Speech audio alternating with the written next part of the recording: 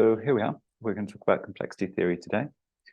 Complexity theory, it's a scientific framework. It's a set of models that come from many different areas to help people, to help researchers, to help engineers, managers try and understand complex systems, what exactly complexity is and why it differs from more simpler systems. So we can say complexity theory builds upon systems thinking in the sense that it helps us understand systems that are highly complex, whereas systems thinking may be about any kind of system. It may be a simpler one.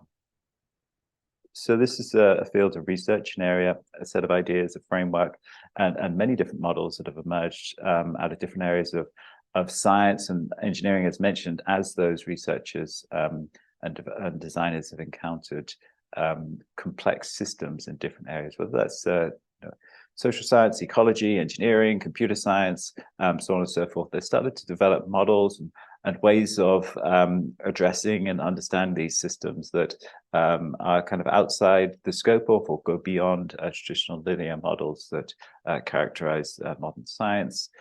And this is quite a large and sophisticated body of knowledge that's, as mentioned, developed in the academic community over the past 50 years or so since the introduction of chaos theory.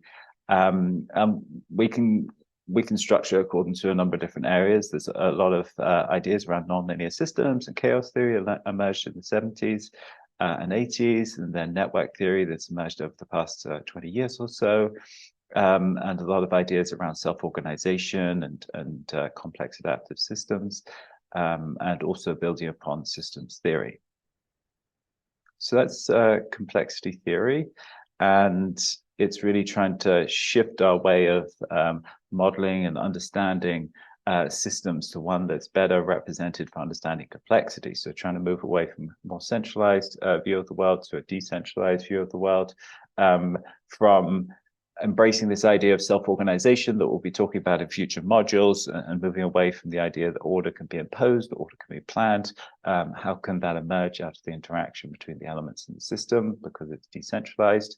Moving away from a linear conception of the world to a networked, non-linear view, and this idea of evolution, adaptation we'll be talking about. How do we move away from a fixed planned conception of the world that kind of constrains our understanding of very complex systems to one that actually looks at the product of complex systems, how we created complex systems in our world, whether those are cities, whether those are cultures and civilizations, as a function of an evolutionary process of variety, production, selection, and duplication that we'll be talking about. So those are some of the dimensions to complexity thinking and complexity theory that are used to help us better understand complex systems. And there are many different kind of sub areas there, many different models and so forth. Won't be able to expand upon all of those, but many of these we'll touch upon as we go through the course and look at the different cards.